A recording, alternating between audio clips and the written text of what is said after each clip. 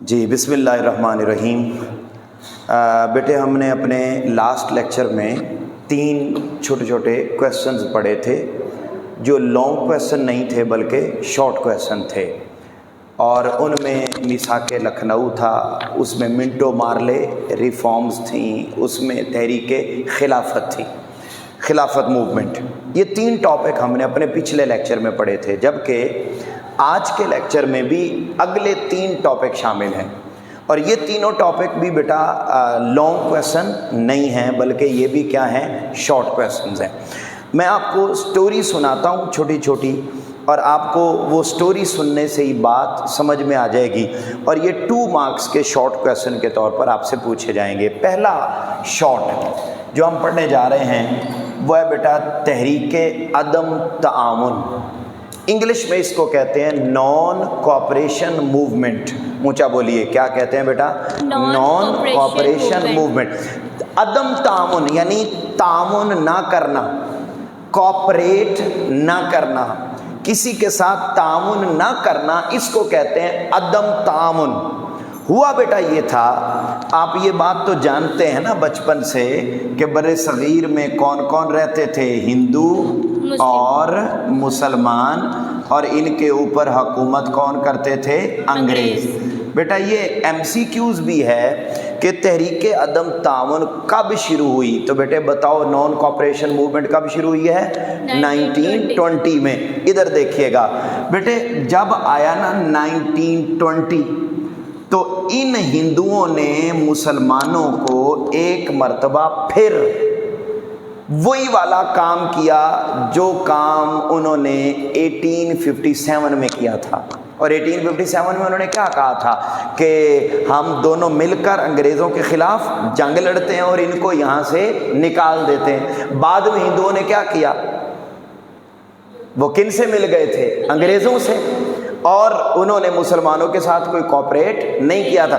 اچھا، اب جب آیا نا 1920 تو ایک مرتبہ پھر ہندوؤں نے بڑا غلط کام کیا اور مسلمانوں کو کہا کہ آپ لوگ اور ہم مل کر نا یہ کرتے ہیں کہ انگریز ہمارے اوپر حکومت میں ہیں، تو ہم یہ کرتے ہیں کہ ہم انگریزوں کی کوئی بات بھی آج کے بعد نہیں مانتے، یعنی ہم گورنمنٹ کے ساتھ نان کوآپریٹو رویہ رکھتے ہیں، ہم گورنمنٹ کے ساتھ یوں معاملہ کرتے ہیں کہ آج کے بعد ہم ان کے ساتھ کوئی تعاون نہیں کریں گے۔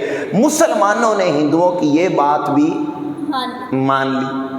اب جب بات مان لی تو مثلا گورنمنٹ اگر کہے کہ ٹیکس دو تو مسلمان کیا کہتے ہیں کہ ہم نے ٹیکس نہیں دینا، مسلمان وہ حکومت کہتی بل دو تو ہم کیا کہتے ہیں؟ ہم نے بل نہیں دینا۔ میں مثال دے رہا ہوں، گورنمنٹ کہتی کہ بھائی آپ نے ٹریفک رولز پر عمل کرنا ہے، ہم کیا کہتے ہیں؟ ہم نے نہیں کرنا۔ تو یعنی جو گورنمنٹ کہے گی آج کے بعد ہم نہیں مانیں گے۔ اب ہندوؤں نے مسلمانوں کو کیا کیا مشورہ دیا کہ تم کیا کیا کام کرو، وہ ذرا دیکھیں، لکھے ہوئے ہیں بک کے اوپر۔ بیٹے آپ نے ہی بولنا ہے۔ نمبر 1 بولو، کیا لکھا ہوا ہے؟ حکومت کے ساتھ عدم تعاون، بالکل naan cooperation with government, zero cooperation with government. Number 2 کیا لکھا ہوا ہے؟ سرکاری ملازمتوں کو ترک کرنا۔ جتنی بھی گورنمنٹ جابز ہیں، یعنی مسلمانوں کو کہا کہ جو گورنمنٹ کی جاب کرتا ہے وہ گورنمنٹ کی جاب چھوڑ دے۔ مسلمانوں نے چھوڑ بھی دی۔ اگلا پوائنٹ کیا لکھا ہوا ہے؟ فوج میں مسلمانوں کا بھرتی نہ ہونا۔ ہندوؤں نے مسلمانوں کو کہا کہ بھئی آج کے بعد ہم انڈیا کی آرمی کو بھی جوائن نہیں کریں گے۔ اگلا پوائنٹ کیا ہوا؟ انگریزی مصنوعات کا بائیکاٹ۔ جی، جو برٹش پروڈکٹس ہیں، پروڈکٹس وہ بھی آج کے بعد ہم نہیں خریدیں گے۔ اگلا پوائنٹ، ہم عدالتوں کا بائیکاٹ کریں گے، کورٹس میں جائیں گے ہی نہیں۔ اگلا پوائنٹ، بچوں کو اسکولوں اور کالجوں میں نہیں بھیجیں گے۔ اور اگلا کیا؟ انگریزوں کے عطا کردہ خطابات واپس کرنا، جو ٹائٹلز انہوں نے دیے ہوئے ہیں، جیسے علامہ اقبال کو ٹائٹل دیا ہوا تھا پوئٹ آف ایسٹ، کسی کو سر کا ٹائٹل دیا ہوا تھا، عبدالحق کو مولوی کا ٹائٹل دیا ہوا تھا، کسی کو بابائے اردو کا ٹائٹل دیا ہوا تھا، کسی کو کہا وہ سارے ٹائٹل بھی ختم کر دیں۔ یعنی سمپل از دیٹ کہ ہم نے یہ باتیں آج کے بعد گورنمنٹ کی نہیں ماننی۔ تو بیٹا وہ جو گورنمنٹ کی باتیں انکار کرنے کے لیے اور گورنمنٹ کی باتیں نہ ماننے کے لیے جو تحریک شروع کی گئی، اس تحریک کا کیا نام ہے؟ تحریک عدم تعاون، نان کوآپریشن موومنٹ۔ بیٹے سمجھ آئیے بات؟ اب فنگر ٹپس پہ آپ نے یاد کر لینا کہ یہ باتیں انہوں نے کہا تھا نہیں کریں۔ بولیے بیٹے، نمبر 1 حکومت کے ساتھ عدم تعاون، شاباش۔ نمبر 2 سرکاری ملازمتوں کو ترک کرنا، جی۔ نمبر 3 فوج میں مسلمانوں کا بھرتی نہ شاباش۔ ہونا، نمبر 4 انگریزی مصنوعات کا بائیکاٹ، نمبر 5 عدالتی بائیکاٹ، نمبر 6 بچوں کو اسکولوں اور کالجوں میں نہ بھیجنا، جی، اور نمبر 7 انگریزوں کے طاقتور خطابات واپس۔ خطابات۔ ٹھیک ہو گیا بیٹے؟ کوئی پرابلم اس میں کلیئر ہوگی؟ اچھا، اگلا پوائنٹ، اگلا جو ٹاپک ہم پڑھیں گے وہ ہے تحریک ہجرت۔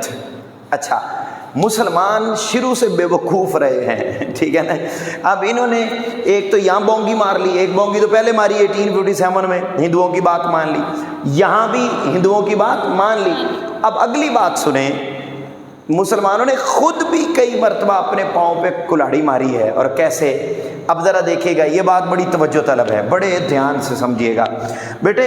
جب آیا نا 1920، تو ایک تو یہ ہو گیا کام، ایک کام اور ہوا۔ 1920 میں مسلمانوں کے کئی علماء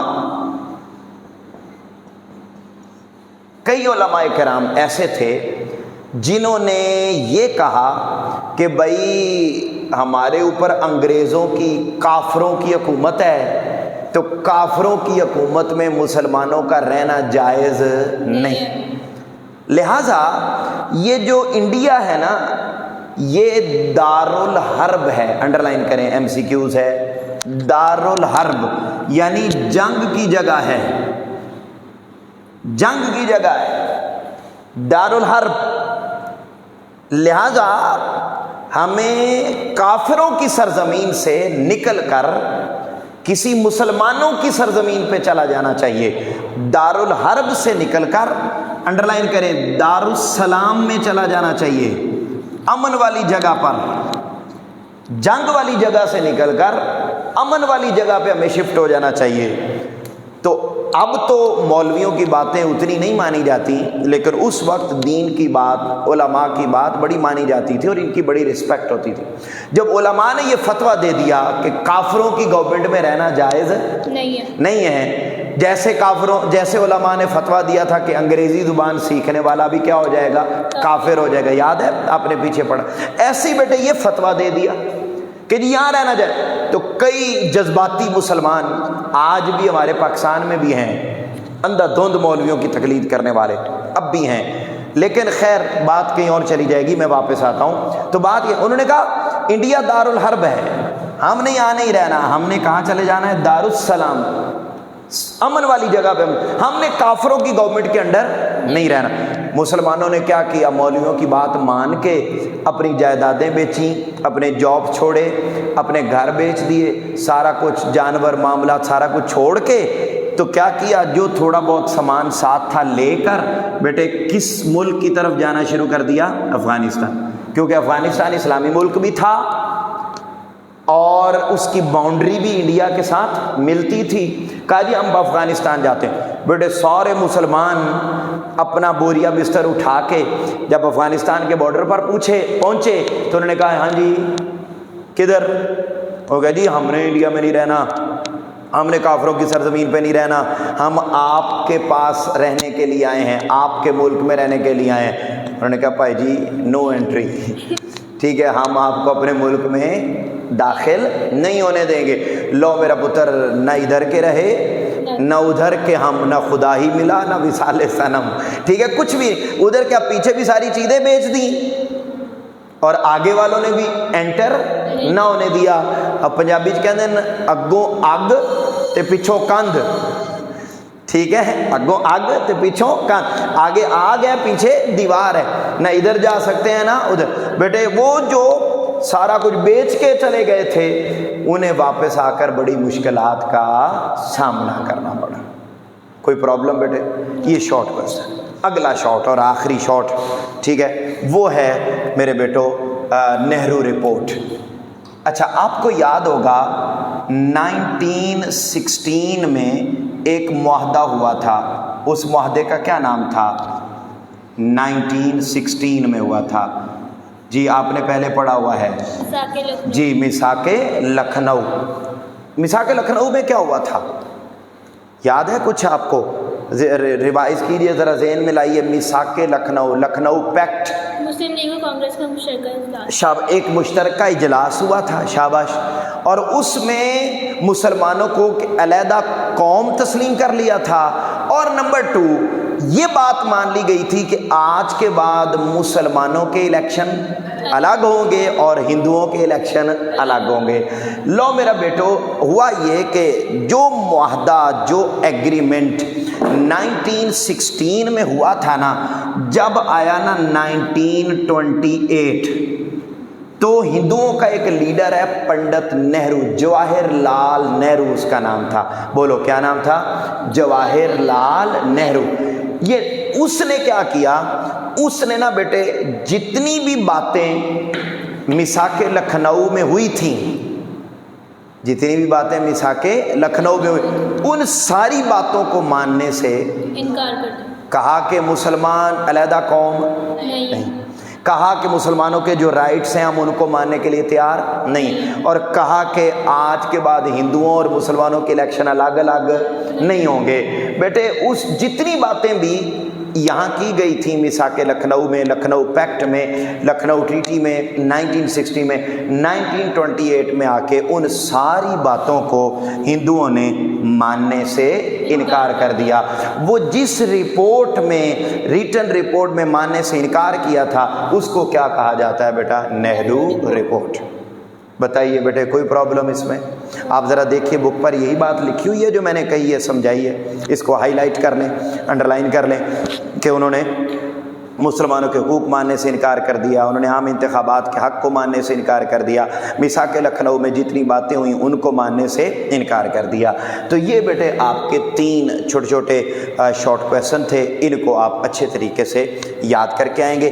اگلے لیکچر میں ہم لانگ کویسچن پڑھیں گے، اور لانگ کویسچن ہوگا قائد اعظم کے 14 نکات.